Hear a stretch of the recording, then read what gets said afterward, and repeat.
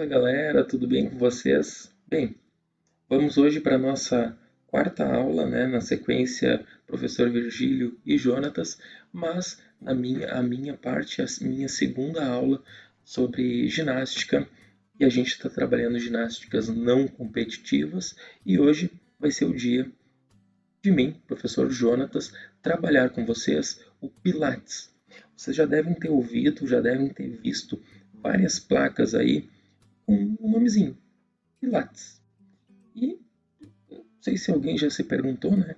E até é interessante que Pilates é trabalhado por fisioterapeutas e também por professores de educação física.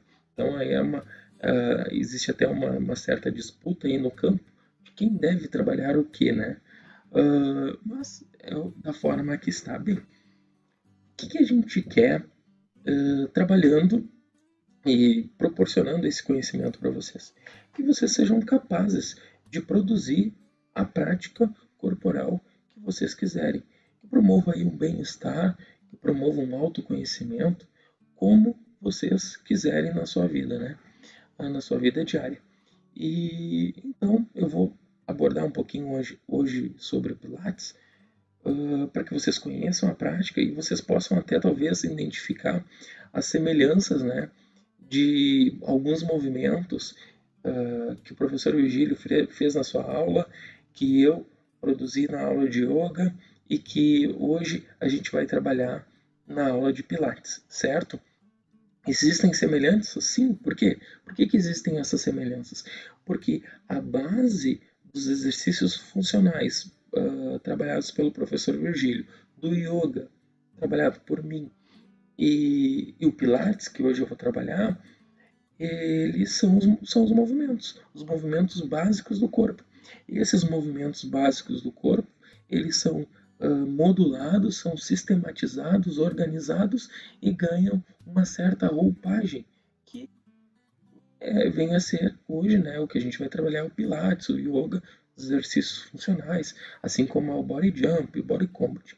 Alguns desses modelos, dessas formas de trabalho, dessas roupagens, elas têm a sua ascendência e a sua queda no mercado.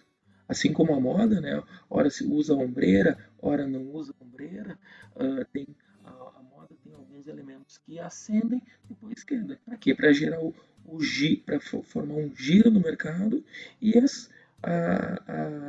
as práticas estarem sempre se renovando e sempre atraindo novos clientes, né, ou novos praticantes. Bem, essa é uma lógica que é operada no mercado.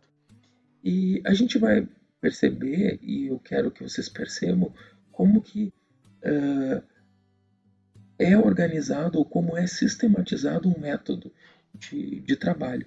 Hoje, na aula de Pilates, eu quero que vocês percebam isso, porque Pilates foi um método criado por um sujeito chamado Joseph Pilates, e ele organizou esse método inicialmente, né, depois teve a Clara, sua a companheira, seguiu um pouco, e quem deu assim, um corpo maior de movimentos, organizou, mas no final foi uma das que foram foi treinados por ele, uma ex-bailarina romana. Então ela que vai de fato colocar esse nome Pilates, é ela que dá esse nome Pilates, e é ela que depois vende o método aos investidores, certo? Essa é uma história que a gente acaba vendo como que algo é criado, é inventado e depois ele é transformado também num produto. Então é bem interessante da gente pensar e refletir sobre isso. E o que é esse Pilates? Bom, primeira coisa é que assim, toda ginástica ela vai envolver movimentos corporais, movimentos básicos do corpo, certo? Com certos objetivos. Aí cada tipo de ginástica, cada prática vai ter o seu rol de objetivo. O que diferencia cada uma delas é a roupagem com que essa prática ela é implementada, ela é proposta para quem vai participar. Conhecendo um pouquinho da história do Joseph Pilates, ele nasce lá em 1880 e ele é uma criança que tem série de problemas de saúde. Ele tem febre reumática, asma, raquitismo. E ele tem um pai que pratica ginástica e uma mãe que mexe com medicina natural. Mexe com medicina natural. Então ele nasce nesse contexto, ele também cresce e começa a praticar ginástica e também praticar o boxe e também observar os movimentos e reproduzir os movimentos básicos dos animais. Bem, a partir daí, então, ele vai crescendo e ali, por volta de 32 anos, ele viaja para a Inglaterra e começa a trabalhar, além de trabalhar com boxe, trabalhar também junto com um circo, com movimentos acrobáticos. Bem, vem a Primeira Guerra Mundial e ele começa a, dentro de um campo de concentração, organizar treinamentos. E ele já, nesse momento, ele já dá o nome dessa organização, dessa sistematização de movimentos, ele dá o nome de contrologia. Contrologia é um nome que o Joseph Pilates deu a essa organização de movimentos feita por ele. Então, se a gente fosse chamar hoje, se o Joseph tivesse aqui, ia dizer, não, mas não disse que era para se chamar Pilates, não era essa a minha ideia. Minha ideia era que se chamasse contrologia. Bom, por quê? Porque ela tinha a ideia de habilitar o sujeito, qualificar o sujeito para que ele pudesse controlar melhor o seu corpo e controlar-se diante dos movimentos. Essa era a ideia, beleza? Tanto que ele foi cooptado pelos alemães para treinar o exército alemão aí com o seu método. E até tem algumas coisas que chamam atenção na história. Quando eu fui pesquisar pela primeira vez, ainda lá na faculdade, sobre Pilates, Pilates parecia coisa que solucionava de coluna torta a dedão destroncado. Ele curava tudo. Bem, nem tudo, né? Quando a esmola é demais, o santo desconfia, né? Bem, de fato, não, Pilates não é bom para tudo. Pilates tem os seus limites, tem as suas possibilidades. E um fato na história que chama atenção, que a gente precisa ligar para tu também, será mesmo? Porque surgiu um surto de gripe, de influenza, lá em 1918, e esse surto de influenza matou muita gente, mas nenhum dos praticantes, né, dos discípulos, né, dos pupilos do Joseph Pilates. Estranho. Não estou dizendo que isso não possa ter acontecido, mas também esse fato histórico chama muita atenção. Então é sempre bom duvidar dessas coisas que nos chamam muita atenção, né? Então depois de treinar lá o exército alemão em 1925, o Joseph Pilates se muda para Nova York, né? Se muda para Nova York e lá ele monta um estúdio de contrologia para trabalhar com bailarinos, né, praticantes aí de balé. E é aí que ele então encontra a sua primeira e principal pupila, a Romana. Eles montam esse estúdio, e esse estúdio depois eu vou falar um pouquinho ali nos equipamentos, de como ele adaptou alguns equipamentos, né, que já eram conhecidos, alguma ideia aí de como que ele adapta esses equipamentos, e ele então monta o seu estúdio. Houve então um grande incêndio no seu estúdio. Ele, naquele ímpeto de querer salvar os equipamentos, porque foram equipamentos criados por ele, que eram equipamentos únicos, né? E ele vai naquele ímpeto, ele vai e tenta salvar o máximo possível. Ele sobrevive ao incêndio que houve no seu estúdio, mas a sua saúde bem debilitada. Ele vem a falecer, a sua companheira Clara segue o seu trabalho por um tempo, depois a pupila romana também segue por mais um tempo e ela então vende a marca Pilates, a sistematização Pilates, a um grupo de investidores. Bem, e aí então o Pilates começa a ser comercializado. E de fato hoje existem dois tipos de Pilates que a gente pode classificar: o Pilates clássico e o Pilates contemporâneo. Eles vão se distinguir, a gente pode diferenciar eles basicamente pelo tipo de equipamento que usa. Enquanto o equipamento clássico permanece com equipamentos lá inventados, criados pelo Joseph Pilates e seus pupilos, o contemporâneo já começa a trazer outros elementos, né, para também diversificar mais a prática. E sim, tornar ela talvez um pouco mais acessível com pessoas que tenham alguma dificuldade. Lembrando que, apesar dele ter baseado bastante o seu método nele mesmo, né, ter produzido a partir dele mesmo, uma pessoa que tinha uma série de problemas, os movimentos também foram pensados para pessoas de alto rendimento. E hoje é bem diferente, né? Alto rendimento no balé, no caso, né? Mas hoje é bem diferente. Hoje ele é amplamente utilizado para fins fisioterapêuticos, né? Que é a pessoa que está voltando à atividade. Bem, passando então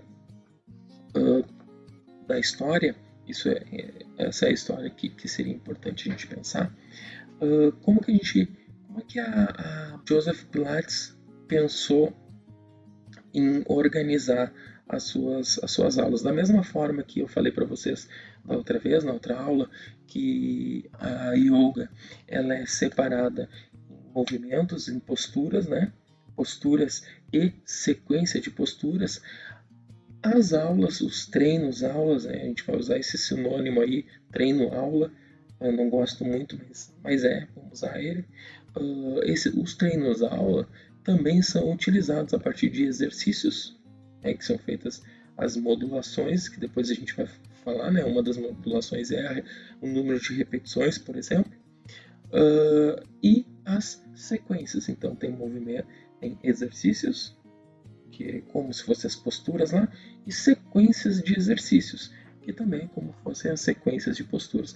Olha como uma prática se assemelha à outra, né? Ganham outros nomes, outros termos, mas no fundo são a base é a mesma, são os movimentos, certo?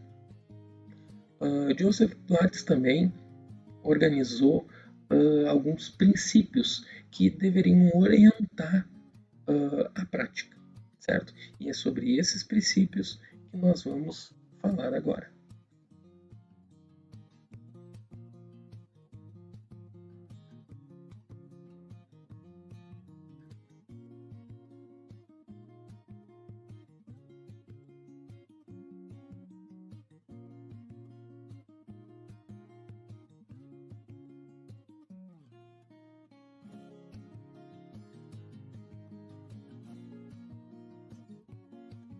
Maravilha, então, vamos falar sobre os princípios orientadores do Pilates.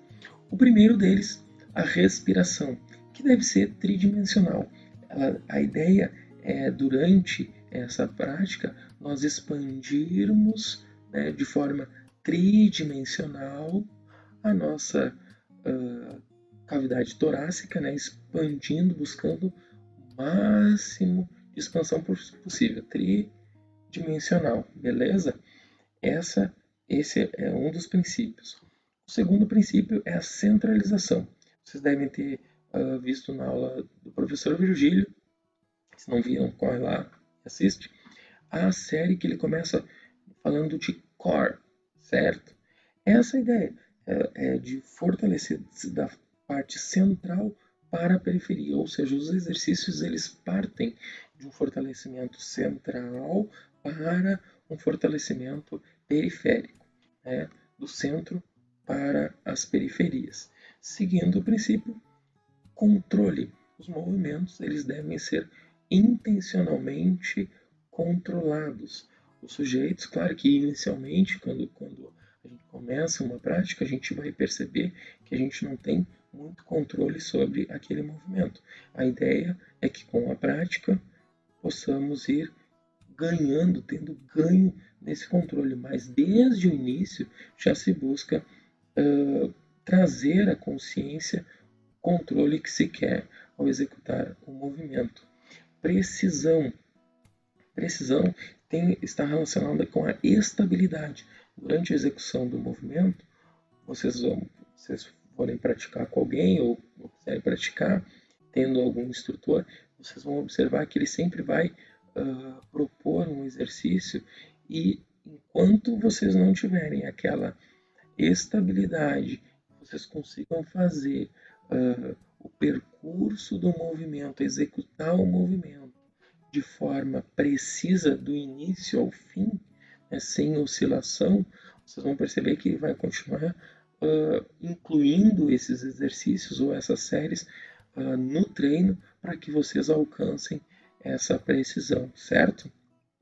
Concentração. A ideia é que, lembra, né, que contrologia tem a ver com controle, tem a ver com precisão e também estar presente ou estar executando com consciência durante a prática todos os movimentos. Então não é uma prática que tu vai lá, vai para um equipamento e sem, vamos lá, só metendo só o músculo na ideia. Não.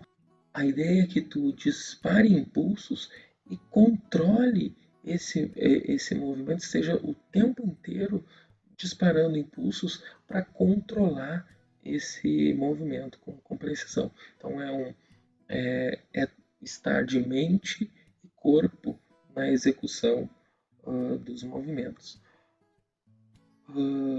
Outro princípio é a fluidez.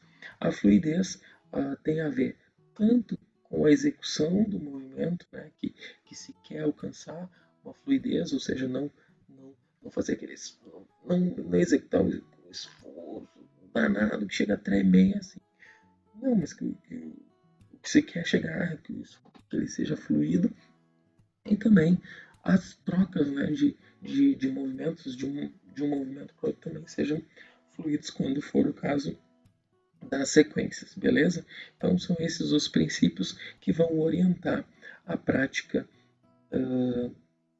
do Pilates. Bem, falando um pouco dos equipamentos, e esses chamam bastante atenção, o primeiro equipamento mais básico e é o que eu quero propor para vocês hoje é o mat, que é o solo. São os exercícios que são feitos no solo, que o único equipamento utilizado é o próprio solo. E aí eu vou pedir para vocês utilizarem as dicas da outra aula de prepararem um espaço, um tapete, um EVA, algum espaço legal, bacana, para que vocês possam praticá-los. Anel ou Magic Circle, né, que o pessoal chama também, é um outro equipamento básico que também pode ser utilizado e a gente poderia adaptar. Tem N exercícios que dá para fazer, que vocês podem pegar aí na internet tranquilamente. Meia lua, básico, também ajuda aí bastante na correção da coluna, relaxamento. Relaxamento é importante dizer. A ideia da contrologia ou do Pilates não é propor um relaxamento muscular, pelo contrário, uma ativação. Então, numa aula de Pilates, isso pode acontecer do professor pedir para fazer um alongamento antes, um alongamento depois, pode acontecer, mas não é a ideia. A ideia é que tu saia da aula de Pilates ativado, ou seja, com a musculatura, exercitou, ativou, né, para ganhar aquela tonicidade que se pretende, certo? Então, meia-lua também é outro equipamento utilizado. Ladderbarrel é outro equipamento também bastante utilizado, bastante até famoso, né, nesse meio. Corretor da coluna, esse eu já botei a palavra, ele traduzido porque eles trazem vários termos em inglês, né? Inclusive no curso que eu fiz eles falam muito, tentam bater nessa tecla na utilização dos termos em inglês. Então, esse é um dos equipamentos utilizados. E a ideia é exatamente utilizar ele para a coluna, né? Assim como a meia-lua, mas todos eles, né, têm a sua funcionalidade. Step Chair, esse é um dos equipamentos clássicos, né? Tem até um pedalinho para te fazer uns bombeamentos, tu pode segurar ali. Isso é uma adaptação de uma cadeira de rodas. Uma cadeira de rodas, né? Foi adaptada e se transformou nisso. Claro, depois de vários protótipos, né? Veio a se tornar isso. Reformer. Tanto o Reformer quanto o próximo equipamento, o Cadillac, que vai aparecer aqui para vocês, eles foram adaptados de macas. Então, o Reformer ele tem dois trilhos que deslizam, né? Eles têm um carrinho ali que desliza e alguns elásticos e cordas que fazem o tensionamento.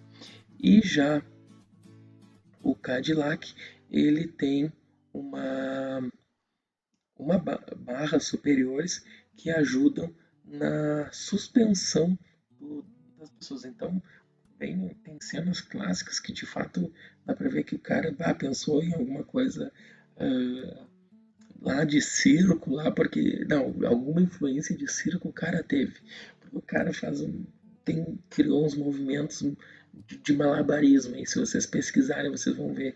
É bem legal de começar a relacionar a história com os movimentos, né? A história do sujeito, do Joseph, com os movimentos que ele criou e sistematizou. Beleza? Então, passando para o. Esses são os equipamentos clássicos. Passando para os equipamentos do Pilates contemporâneo. O primeiro deles, eu vejo pouco, mas já vi no Pilates contemporâneo a meia bola, que é utilizada para ganhar estabilidade. Vocês devem ter visto isso bastante em times de futebol, eles usam bastante, né, para estabilizar a musculatura dos membros inferiores. As bolas clássicas ali, nós temos muitas dessas bolas, elas são clássicas para utilização, mas não são só utilizadas pelo Pilates, obviamente. O rolo também é o outro equipamento utilizado. Então, galera, esses são os equipamentos do Pilates contemporâneo. Ou seja, são algumas reformulações que alguns institutos, alguns vão promovendo, vão criando para diversificar a prática, certo? Beleza? Além daqueles princípios que a gente viu lá no início, o Pilates também, cada exercício ele vai poder ser modulado a sua intensidade ou quanto ele trabalha no nosso corpo por alguns princípios moduladores. Esses princípios moduladores, quais são eles?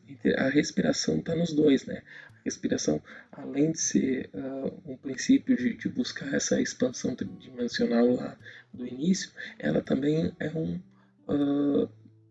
um dos moduladores. Por quê? Porque às vezes se eu, durante a contração de um músculo, eu peço para inspirar, o esforço de concentração e o esforço muscular vai ser 1.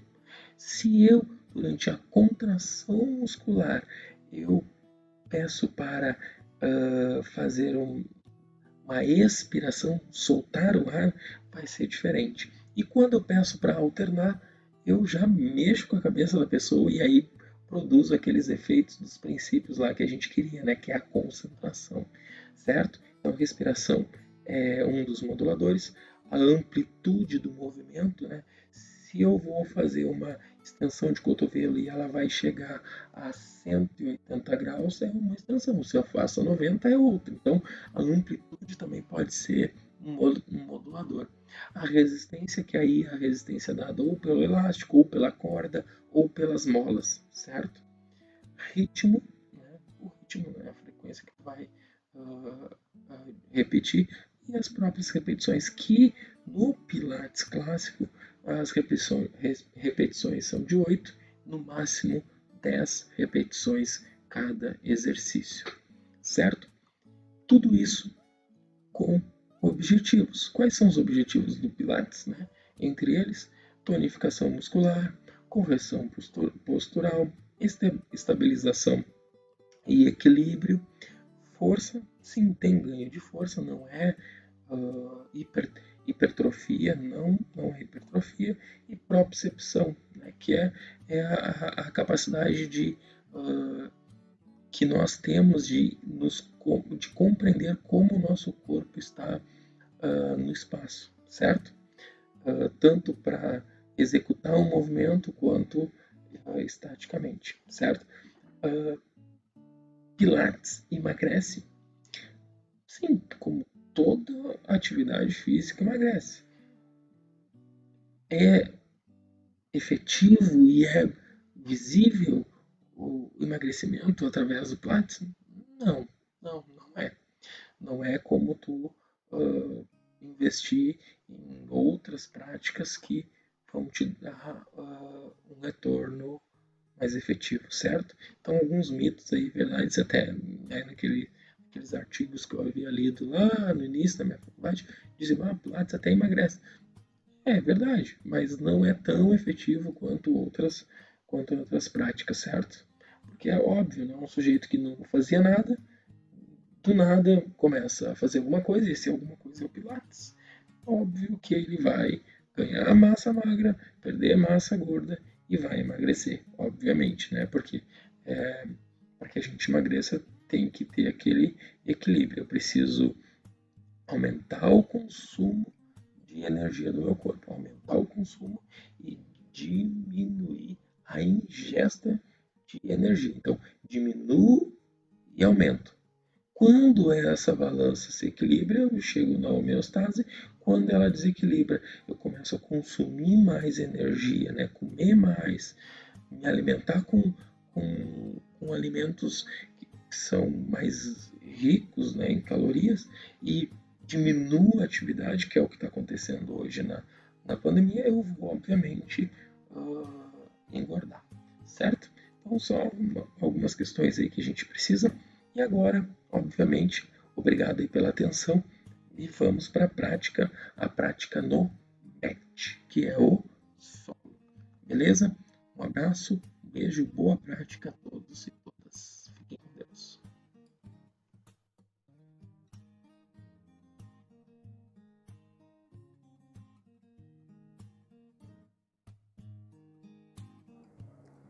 O primeiro movimento que nós vamos iniciar é trabalhando a respiração.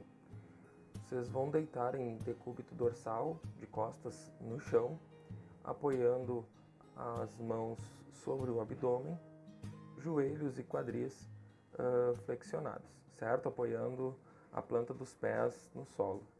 Vamos buscar fazer a respiração, expandindo, né, o máximo da caixa torácica, buscando aquela respiração 3D que eu já mencionei.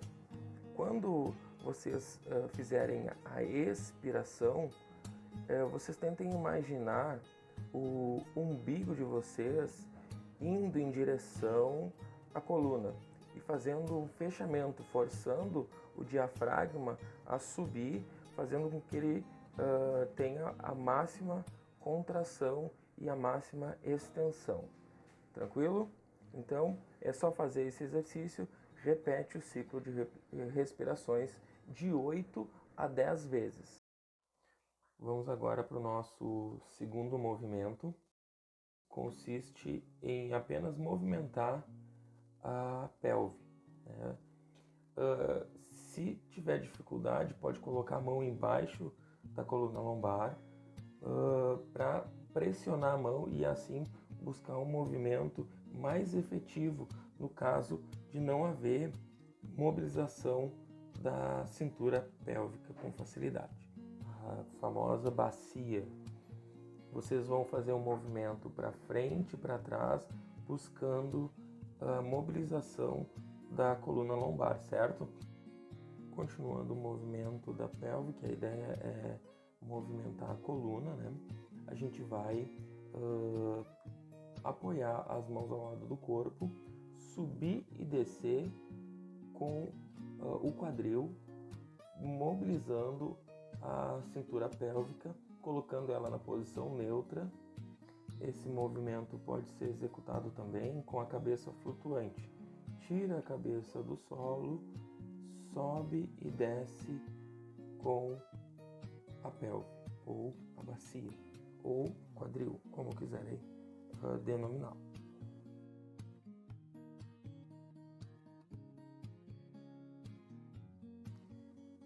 Agora nós faremos dois exercícios antagônicos, né? A transição é simplesmente rolar e primeiro a gente vai sair da posição decúbito dorsal, que é a que nós estamos, né?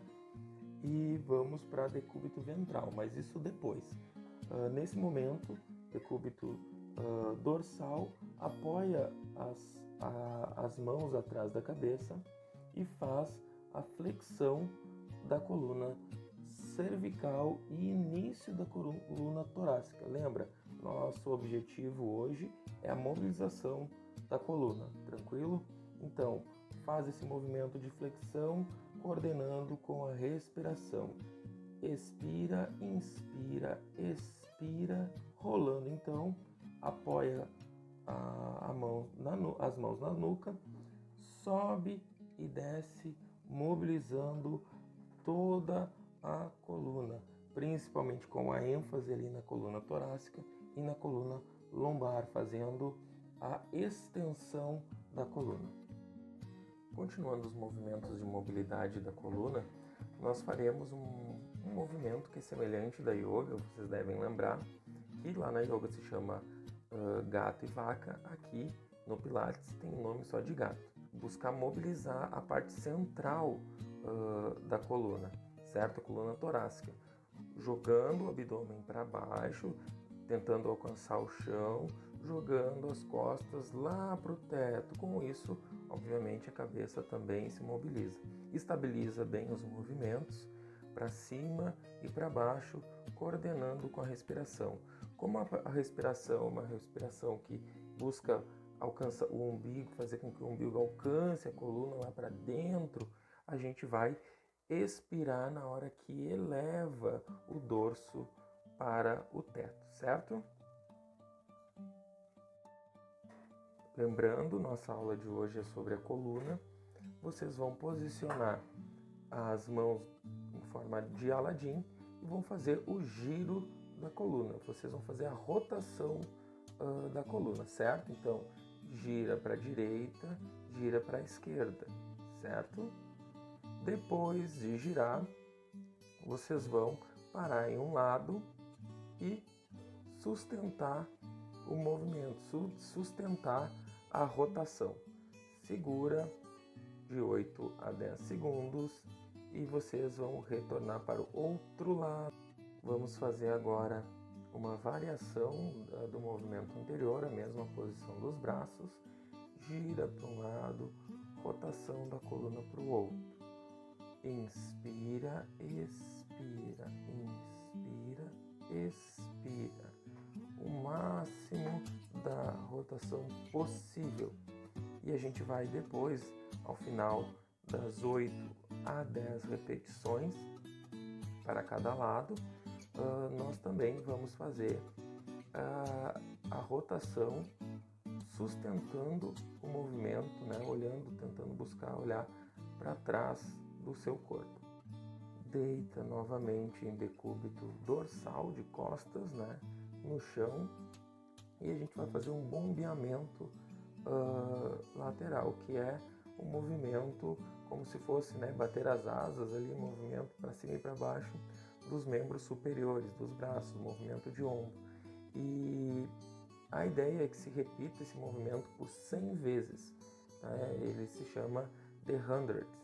Então, por 100 vezes a gente vai repetir esse bombeamento. A ideia dele é promover um aquecimento, uma maior circulação de sangue e de oxigênio por todo o corpo.